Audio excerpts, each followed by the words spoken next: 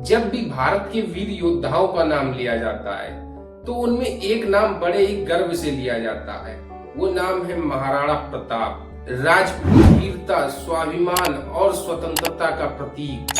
आज हम जानेंगे उस योद्धा की कहानी जिसने अकबर जैसे सम्राट को भी झुका दिया। महाराणा प्रताप का जन्म 9 मई 1540 को राजस्थान के कुंभलगढ़ दुर्ग में होता है। इनके पिता राणा उदय सिंह द्वितीय और माता महारानी जयवंता बाई थी। महाराणा प्रताप बचपन से ही साहसी, निडर और स्वतंत्रता प्रेमी थे।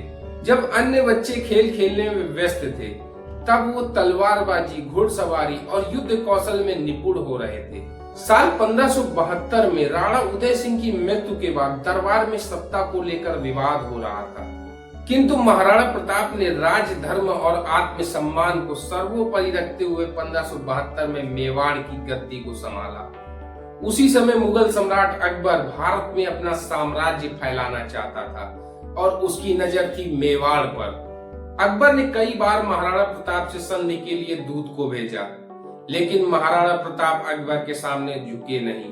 महाराणा प्रताप को यह प्रस्ताव दिया कि वो मुगलों की गुलामी को स्वीकार कर लें और मुगल साम्राज्य का हिस्सा बन जाएं। महाराणा प्रताप ने संधि का हमेशा एक ही जवाब दिया, मेवाड़ स्वतंत्र था, स्वतंत्र है और स्वतंत्र रहेगा। इसी दृढ़ निश्चय के कारण 15 जून 1576 को होता है हल्दी घाटी का युद्ध, एक ऐतिहासिक संघर्ष। इस ऐतिहासिक संघर्ष में महाराणा प्रताप के पास उनका सबसे प्रिय घोड़ा चेतक था, जो दुनिया के सर्वश्रेष्ठ घोड़ों में से एक था।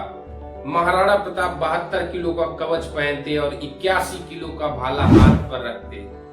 भाला, कवच और ढाल तलवार का कुल वजन 208 किलो था। महाराणा प्रताप 208 किलो वजन के साथ युद्ध में उतरते थे।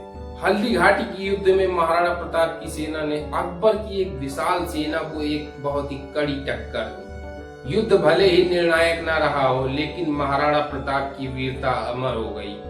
युद्ध में घायल चेतक भी अपने राजा को बचाकर वीरगति को प्राप्त हो गया। यह केवल युद्ध नहीं था, यह प्रतिरोध की ज्वाला थी। युद्ध के बाद महाराणा प्रताप ने जंगलों में रहकर संघर्ष को जारी रखा। भामाशाह की मदद से फिर से सेना को तैयार किया और धीरे धीरे फिर से अपने क्षेत्र को वापस जीतना शुरू कर दिया। महाराणा प्रताप का जीवन कठिनाइयों से भरा हुआ था। उन्होंने महलों को त्याग कर जंगल में रहना पसंद किया, लेकिन कभी स्वतंत्रता का सौदा नहीं किया। 19 जनवरी 1597 को उनका निधन हो गया, लेकिन उनका आदर्श आज भी जिंदा है। उन्होंने दिखा दिया कि स्वतंत्रता सबसे बड़ी संपत्ति होती है।